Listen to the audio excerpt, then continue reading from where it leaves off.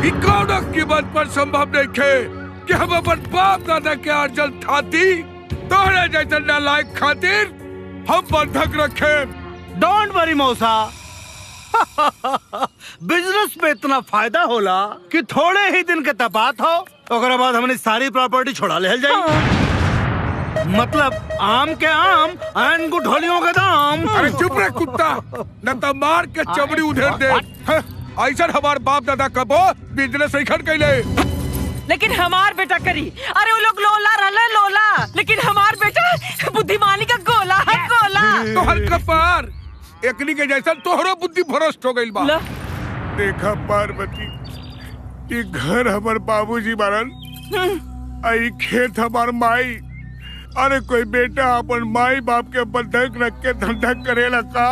अरे ये माटी के माई बाप खातिर एगो जिंदा महतारी के ममता के मोल मत करी। अरे हमरा हीरा जैसा लड़का के आगे ये माटी के संपत्ति के कवन मोल बाजी? आए कान खोल के सुन ली, खेत घर गिरवी रखाई, हमार बेटा बिजनेस करी। यस, बोलने मानी, रॉन्ग मानी, राइट मानी, ब्लैक मानी, व्हाइट मानी, मानी मानी, अपना सपना मानी मानी। अर्थात रुपया बा तो ताल बा, ताल बा तो सब माल बा। अर्जो पर थात बसिया के भात। श्याम, श्याम बेटा, ये घर जमीन गिरवी रखे के जिद छोड़ते बेटा। हम तोहार दुश्मन ना है बेटा, हम तोहार दुश्मन ना है। ए बेटा, तू मेहनत करबा, जरूर आगे बढ़बा बेटा, जरूर आगे बढ़बा। बाबूजी, राउर विचार छोट बा। हाँ, और नियत में भी खोट बा। यस। कितना लोग जायदाद गिरवी रख के बिजनेस करके करोड़पति बन गए और हम वही मौका हाथ से ना जाते। यस। ली है कागज पे साइन करी, ली। फटाफट फटाफट साइन फटाफट। ना करब रे, साइन ना करब। ठीक है। हम अपन बाप महतारी के गिरवी रख के अपन बेटा के हम सपना पूरा ना कर My सकब। God! कबो ना कर सकब। कैसे पूरा ना करब जी? हम देखा तानी कि कैसे पूरा ना होई। नौरंगी, Yes! माटी के तेल लिया, खाए इनकर सामने जर के मरब, तब इनका बुझाई। आ इनकर होश ठिकाने आई। ना पार्वती, ना भगवान, ऐसे मत करा। एक मिनट, मौसी, माटी खेल। अगर वो हमार बरल मुंह नहीं देखे के चाहत, Yes! तो जल्दी से कागज पर दस्तखत कर दी, फटाफट। नहीं तो फिर पूछ ली। हाँ, एक बार सोच ला पार्वती, सोच ले एक बार। सोच ला, समझ ला, बाबा जी का घंटा समझ ला।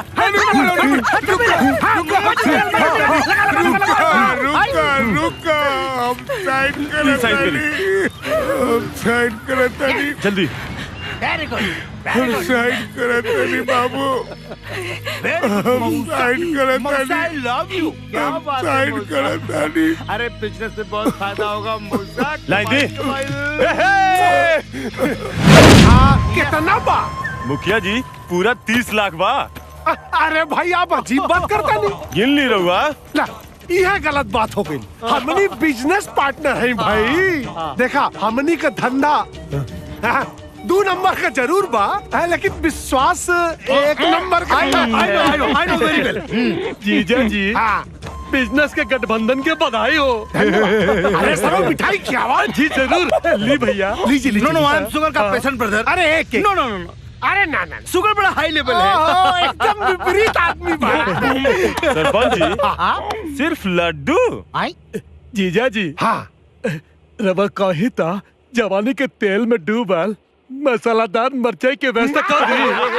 और ये जरूरत मोना घर में एगो लड़की रख के न खुद पिया करता और न चाहता कि हमारे बेटा का बियाह होके। न खुद पिया करता और न चाहता कि हमारे बेटा का बियाह होके। न खुद पिया करता और न चाहता कि हमारे बेटा का बियाह होके।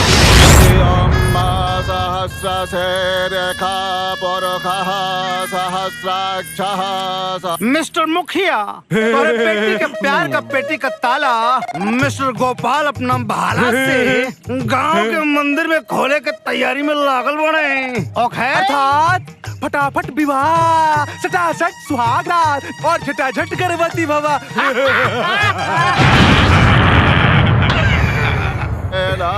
तेरा हाथ बर बधू बैठ जा, सिंदूरदान कर। मालिक, मालकिन से चुपे चली ना, गोपाल भैया की ऐसी बात दे दी कम से कम। हम अभागा बानी रे, हम अपना बेटा के ब्याह के आशीर्वादों न दे सकीला। छोड़ी एगो काम कर, ई मंगलसूत्र है, एकरा के हमारा आशीर्वाद समझ के बहू के दे दिया।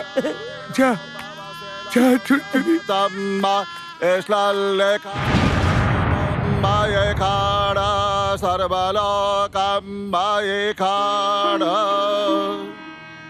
मंगलम भगवान विष्णु मंगलम गरुड़ध्वजा भैया, मंगलम पुंडरीकाक्ष। मालिक का नाय नहीं हो, लेकिन भौजी का आशीर्वाद के रूप में तो तुम्हारा खातिर मंगलसूत्र भेजवानी अरे हो। वाह, बहुत शुभ मुहूर्त में मंगलसूत्र आया है, इसे कन्या को पहना दीजिए। सर्व मंगल मांगल्ये शिवे सर्वार्थ साधिके जय मां सुभद्रा। शरण्ये त्र्यंबके गौरी नारायणी।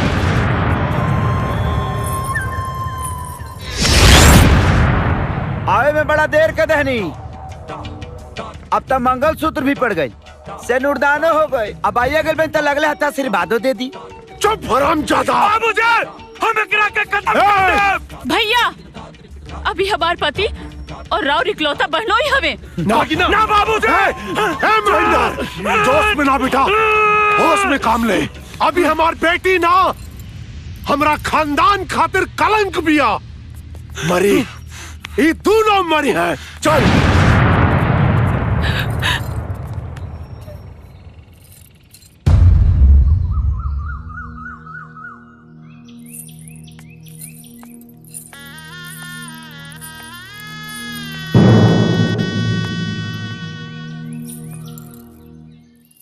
जेकर सूरत देख देख के होखे साझ बिहान हो, एक झलक ओकरा देख के छछने आज परान हो। ओ जेकर सूरत देख देख के होखे साझ बिहान हो,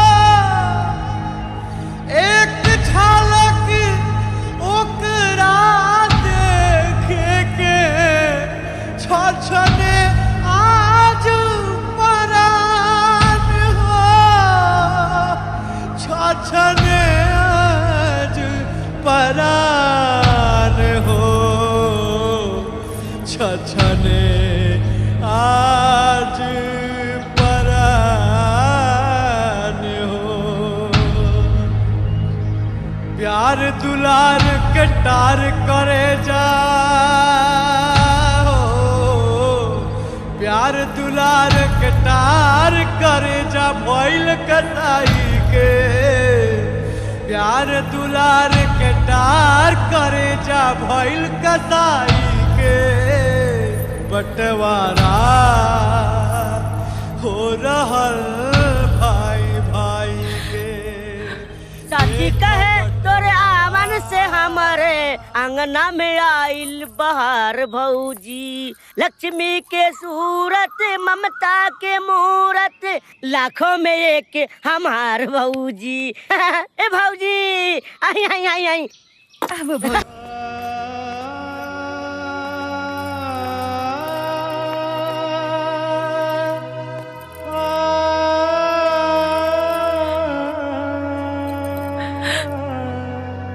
मालिक मालिक, अरे, काहे पे चिल्लात घर के डांट रहे मालिक, रोक लिए। गोपाल, भैया, रुक जाओ गोपाल, गोपाल। हमरा के छोड़ के मत जो बेटा, हमरा के छोड़ के मत रुकिए जो। जगू, अगर 1 इंच भी यहाँ से हिलब ना, तेरे घर का नींव हिला के रख दे हम। हमरा करे जाके छलनी मत करा पार्वती। हमार बेटा छोड़ के जान पे ओकला के रोकला अरे पार्वती। पटधुन बंद करी, रोक ला। अरे काहे के रोक लीजी? ना हम गोबर पर ढेला फेंकब और ना रउआ के फेंक दे, बुझली ना? अरे ये मनहूस यहाँ से जाई तब पाए घरे कभी पट्टरी।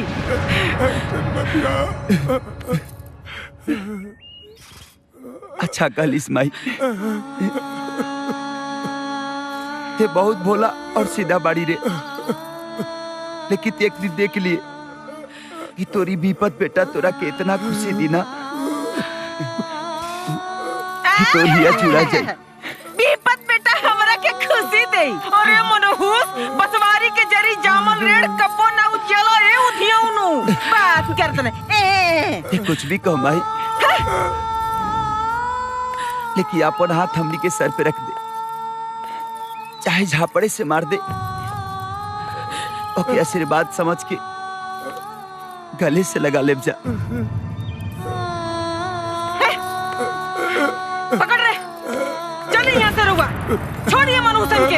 अरे चलिए ना, मनहूसन का मुंह देखने से अच्छा है चलिए अंदर। चौकरी मत ही ऊपर पर रखा थी। हे भगवान, कहाँ से हमारे किस्मत में ही लिख गए मुसीबत।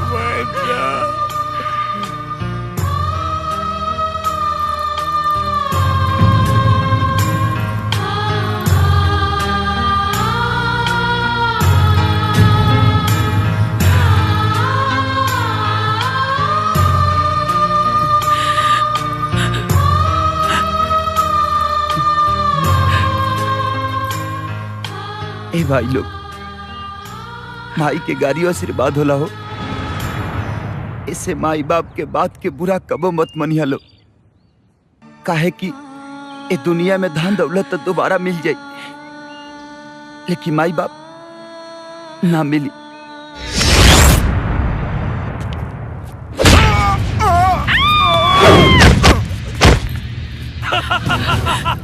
भैया का गोपाल बाबू चोट लग गईल। अभी अबगे तो सामान जागल बा। आज हम अपने बहन के घर लेके जाए। हम तोरा साथे कहियो ना जाएं भैया। चुप। अभी तो समय बताई कि तू ओकरा के घर ले जीबा कि हम ओकरा के सहार। चुप साला।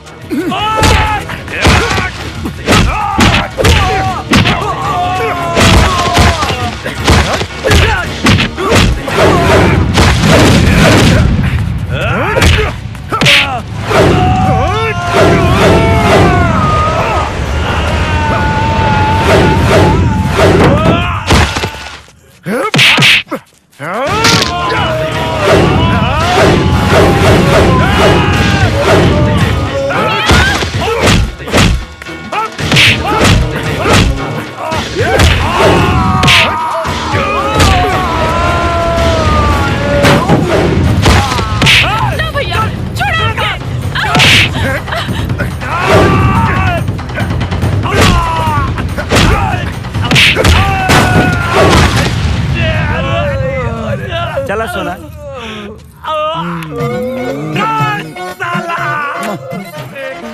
हम न तो तेरे मेरे साला। चला हो चढ़ चला। अरे अब खिचड़ी के तिलवा का सार लेके आई है। टाटा जा साले। कैसा लगल गाड़ी माई? कौन गाड़ी है बेटा? माई इनोवा कार। इनो? इनो ना माँ, इनोवा कार। अरे ज्यादा से हो जाओ गाड़ी होके बेटा। बाबूजी कैसन बा हमारी नया कार? हमारी तरक्की देख के रहुआ खुश बानी ना? अरे पगड़ी बेच के जूता किला पर कहाँ खुशी मिली? अरे खुशी तो तब मिली जब पुरनिया के इज्जत बंधक रखल जमीन छोड़ा लेता। अरे हम खूब जानता नहीं राउर चाल। रउआ कब खुश भइल बानी हमरा बेटा के तरक्की में? जो ना आज खुश होके बात करता नहीं। जाता बेटा, हम बानी ना, हमरा से ज्यादा के खुश होकी?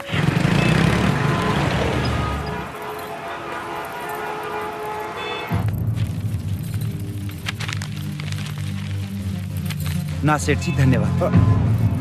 गोपाल बाबू, गोपाल बाबू याद रखिए, कदम कुआं के छन्नू सेठ।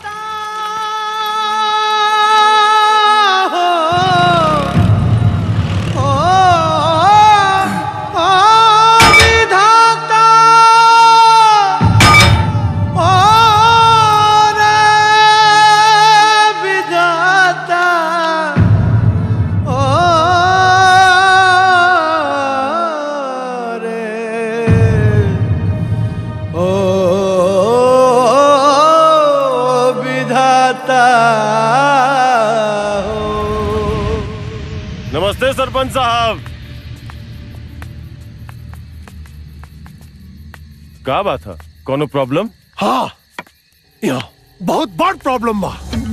माल से भरल ट्रक नदी में गिर गई। मालूम है कितना का नुकसान भइला हमनी के? 25 लाख का नुकसान हो गई। हाँ श्याम बाबू ये दोनों ओल्ड फेस हैं, दोनों पनौती का फेस हैं। जब तक घर में रहे हैं करोड़ों का नुकसान होत रहे। रिमाइंड दैट ओके। अर्थात तू समय के याद करी। यस याद करी, बखूबी याद करी कि जब जब आप बाहर घर से निकले नी आई बुढ़ी बुढ़ा तारा के टोके ले तो तोहर नुकसान होला कि ना। हाँ हाँ श्याम बाबू, राउर सारी कमाई धवाई तो स्वाहा होए गईल। अब बचल कुचल जौन धन बानू छू मंतर हो जाई। श्याम बाबू, हमनी के तोहरा फूटल नसीब के लोटा में अपना नाकामी के पानी के गोटा ना करब। बाबूजी हाँ एकरा से पार्टनरशिप कैंसिल कर दा। हाँ बिल्कुल न सरपंच साहब, बस एक मौका दीदी ना था, न हम घर के रहब न घाट के। एक मिनट नारंगी जी, तोहार का विचार बा। हमार विचार तो ये कहा था कि इनके एक बार अचार जो उनके खिला के तंदुरुस्त कर दी, मौका का अचार खिला के तंदुरुस्ती दे दी। ओकरा बाद एक बात याद रखी हो कि जो एक्सपायरी डेट हो के खींच के घर से बाहर निकाले को। अर्थात अपना माई बाप के घर से निकाली और तरक्की के मलाई खाई।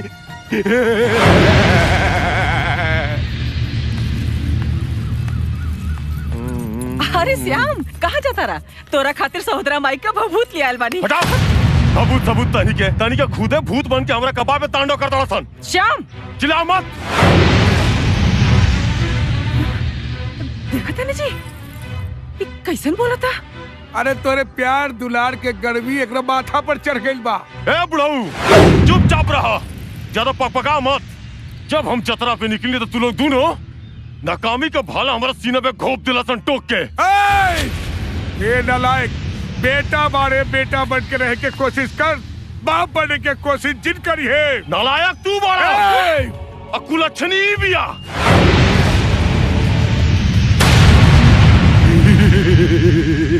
नमस्कार, ये झकास बाड़ी है। आग में घी पड़ चुका है। अब देखते हैं इस आग में महादेव जी और पार्वती जी कैसे जलते हैं। सुन ला, हम कहानी के मनहूस मुंह नहीं की दिखल चाहत। नारायण, अरे जो ना माई बाप के चलते थे दुनिया में हिले, आज वही खबुनी के देखल चाहत। अरे तोरा सलामती खातिर मंदिर के चौखट पूजत चौखट किया गए। कौनो ऐसा तीज त्योहार नहीं की जो हम तोरा खातिर ना कइले हो की। और आज ओकर तू ई सिला देता रे, ई सिला देता रे, ई सिला देता रे।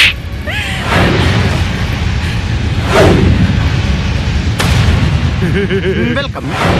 दोबारा स्वागत है। विपक्ष के हमले से सत्ता पक्ष के उम्मीदों के गमले फूटते नजर आ रहे हैं। बस माई बस, ई मत भुलैया कि ई हमार पति होवन। अरे ऐसा व्यवहार तो कोनो सौतेली माइयो न कर सकेली जैसन आप करतानी अपना बेटा के साथ। ठीक कहता तू, बिल्कुल ठीक कहता। लेकिन दुख तो ये बात का बा कि हम एक सौतेली महतारी नहीं किया। अरे नालायक बेटा का महतारी बन के रहने से तो अच्छा रहा कि हम अपने सौतेला बेटा के महतारी बन के रहती।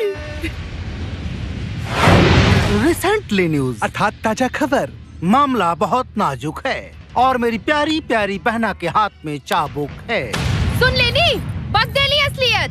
अरे रउआ थे तरफानी के इतना सहतानी, हमार बस चली कब के लात मार के निकाल दे ले रहती।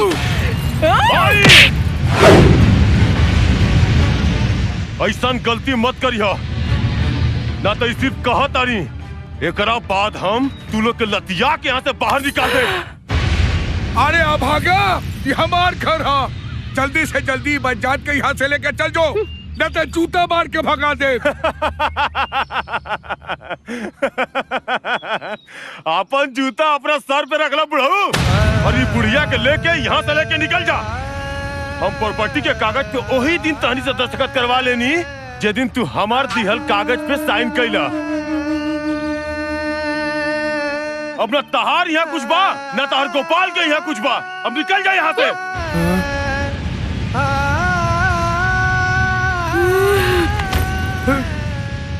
वाह बेटा वाह, लोग तो अपने घर परिवार खातिर दुनिया के धोखा देवेला, बाकी तू तो अपने माई बाप भाई के धोखा दे देला। तोरा चाचा तक कुकुर पैदा करती, कम से कम घर के तो रखवाली करे। तू कहले ना कि तू हमरी के चेहरा नहीं देखे के चाहत।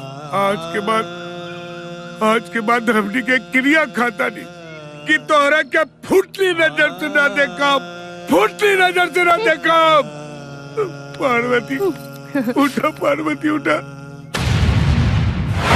द लास्ट न्यूज अर्थात अंतिम खबर। छुरछुरी और रस भरी की आंखों में आंसू हैं। महादेव जी और पार्वती जी रोते बिलखते घर छोड़कर जा रहे हैं। समाचार समाप्त हुए।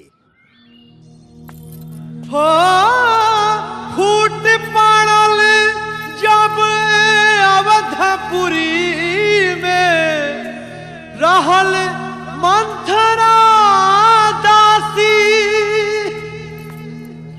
एक भाई ता राज चलाई है, एक हुई है बनवासी, एक हुई है बनवासी। मालिक मालिक हमारे साथ लेता नहीं मालिक। इन नरक निकल घर में अपने की रह सकत मालिक। छोरी ये हमार घर बा, गोपाल के स्वर्ग जैसन घर के बेटा, एकरा के सहेज के रखिया। हमरा विश्वास बा एक न एक दिन हमार गोपाल जरूर आई रे, जरूर आई। ए, इका ड्रामा करत तरसन, चल हट। चलो, अरे चलो चलो, जल्दी चलो। हो रहल भाई।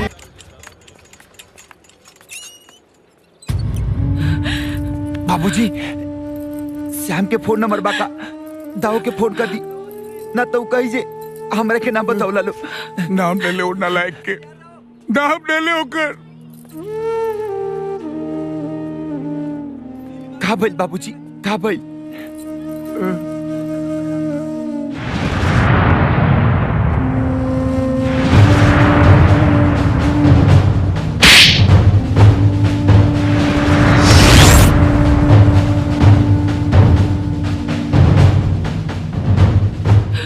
बेटा अगर तू ना मिलता तो न हम घर के रहती न घाट के, और इस समय में ना भेटाइल होता तो उन्हीं के का होइत बेटा। बाबूजी,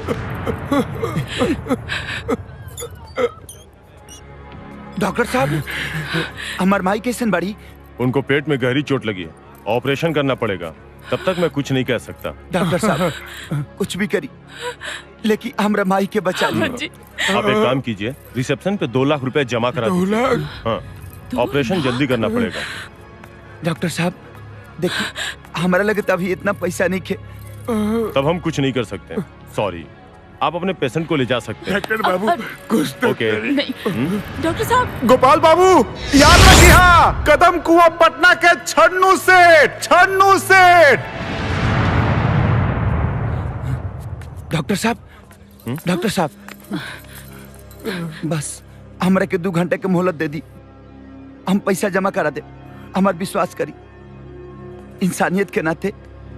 अच्छा कोई बात नहीं, हम ऑपरेशन शुरू करते हैं। आप जल्दी से पैसे का इंतजाम कीजिए। ओके?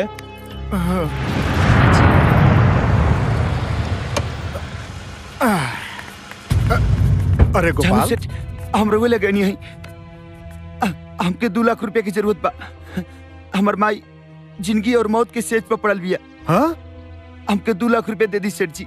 रहुआ हमारा आवाज चाहिए ना, हम दे हम, लेकिन हमके 2 लाख दे दी। गोपाल, जब तू हमार जरूरत पूरा कर देला ना, तो हम तुम्हार जरूरत जरूर पूरा करब।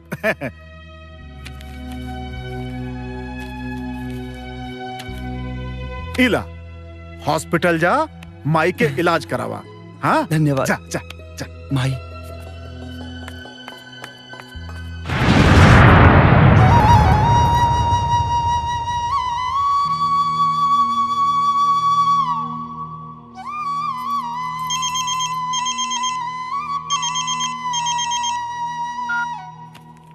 गोपाल बाबू, माई कैसन बाड़ी?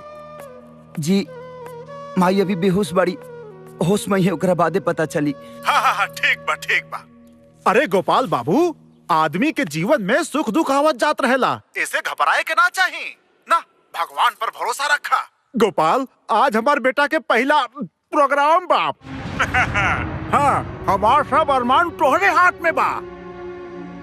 सगरो टेंशन तकलीफ भुला के ऐसा कटीला छबीला गाना गई है कि सबके मिजाज रंगीला हो जाए। जी ठीक बा, प्रणाम। हाँ, प्रणाम प्रणाम।